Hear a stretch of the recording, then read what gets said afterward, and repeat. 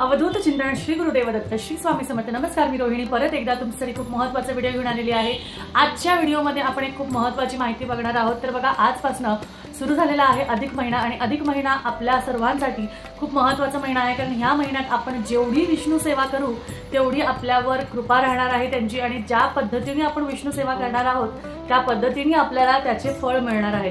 तर आज मी तुम्हाला एक छोटीशी माहिती देणार आहे की नक्की तुम्हाला कोणत्या ग्रंथाचे पारायण करायचे आहे ज्याच्याने अगदी तुम्हाला पुण्य प्राप्ती मिळेल, म्हणजे पुण्य प्राप्ती होईल आणि एक खूप मोठ्या ग्रंथाचे पारायण केल्याचं फळ मिळेल।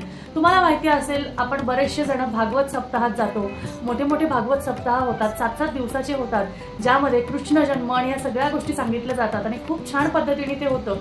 पण त्याचबरोबर तुम्हाला सांगते, भागवत सप्ताहाचाच तुम्हाला अनुभव घ्यायचा असेल किंवा त्याचबरोबर भागवत सप्ताहाचाच तुम्हाला आपण म्हणतो ना की त्याचीच एक छोटी प्रत घेऊन आपण छोट्या पद्धतीने आपण जर का त्या ग्रंथाचे पारायण केले तर आपल्याला त्याचे भरपूर लाभ होऊ शकतात।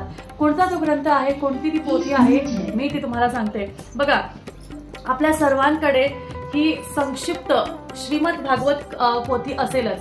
ही केंद्रात तुम्हाला सगळीकडे केंद्रात तुम्हाला ही पोथी मिळून जाईल।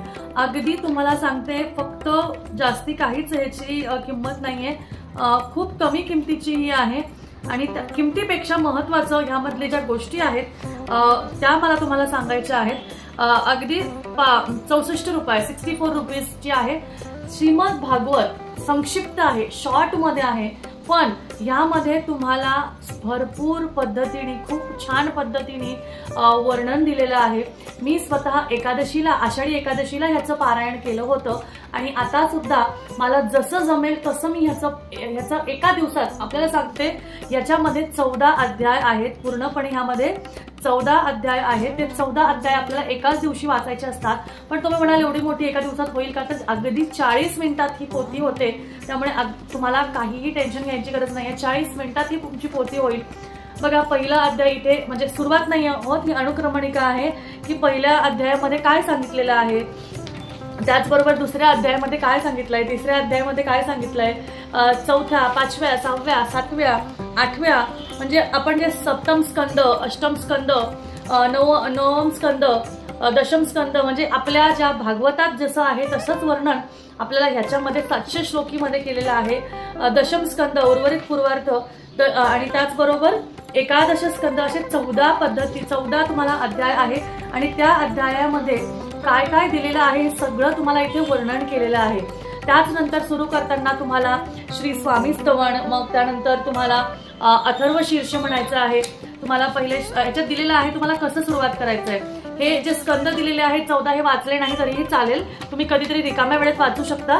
पण सुरुवात करताना श्री स्वामी स्तवन, त्यानंतर इथे दिलेला 24 वेळा गायत्री मंत्र, 1 माळ विष्णू गायत्री मंत्र, श्री स्वामी समर्थांची 1 माळ जप, पुरुष सूक्त, श्री सूक्त, अशा पद्धतीने तुम्हाला करायचं आहे। मग गणपती अथर्व शीर्षचं पठण करायचं आहे आणि त्यानंतर मग अध्याय पहिला, अशा पद्धतीने तुम्हाला सुरुवात करायची आहे। खूप छान अनुभव मला सुद्धा याचा आला, मला खूप आवडलं, त्यामुळे तुम्ही सुद्धा करा। बघा, मी तुम्हाला ह्याच्यामध्ये सांगते कुठपर्यंत आहे। हे बघा, हा शेवटचा अध्याय, अगदी एवढीच पानं आहे, 40 मिनिटांमध्ये तुमचं हे होतं। बरं, तुम्हाला हे जमत नसेल तर दिंडोरी प्रणित जे YouTube चॅनल आहे तिथे ह्याचं भागवतचं पठण ऑलरेडी तिथे दिलेलं असतं, तुम्ही ते लावून त्याच्याबरोबर सुद्धा पठण करू शकता, त्याच्याने सुद्धा तुम्हाला भरपूर लाभ होतील। तर अशा पद्धतीने हे 14वा अध्याय, त्यानंतर अध्याय झाला की मग श्रीमद भागवत महात्म्य आहे। मग महात्म्य, त्याच्यानंतर फलश्रुती वाचायची, आपण नक्की वाचायचं कारण आपल्याला कळतं की काय आहे। त्यानंतर श्रीकृष्णाची आरती, संक्षिप्त भागवताची आरती सुद्धा दिलेली आहे, कोणतीही एक आरती केली तरीही चालेल, काही हरकत नाही। मग स्वामी समर्थ महाराजांची आरती, त्यानंतर मग नारायण कवच, अशा पद्धतीने तुम्हाला हे तुम्ही नंतर निवांतपणे वाचलं तरीही चालतं, असं काही नाही। पण 14 अध्याय म्हणजे एक ग्रंथाचं पारायण तुमचं होईल। त्यानंतर संतती प्राप्तीसाठी संक्षिप्त श्रीमद भागवत सेवेसोबत करायचे 5 व्रते। कोणती व्रत करायची आहे तर गोपूजन, कृष्ण व्रत, या माहिती तुम्हाला याच्यामध्ये दिलेल्या आहेत। त्या माहिती तुम्ही रिकाम्या वेळेत कधीही वाचू शकता। अभिलाष्टक स्तोत्र, पापघट दान, गायत्री पुरुषचरणम, असापर्यंत ही एक्स्ट्रा माहिती सुद्धा दिलेली आहे। ही सुद्धा तुम्ही बघू शकता। तर संक्षिप्त श्रीमद भागवत तुम्ही वाचलं तर तुम्हाला मोठं भागवत वाचल्याचं पुण्य मिळतं आणि या अधिक मासात आपण जेवढी विष्णू सेवा करू ना तेवढीच लक्ष्मी आपल्यावर प्रसन्न होईल हे तुम्हाला नक्कीच माहिती आहे। मला असं तर माहिती आहे की तुम्हाला हे माहिती असेल की आपण विष्णू सेवा केली की लक्ष्मी आपल्यावर आपोआप प्रसन्न होते।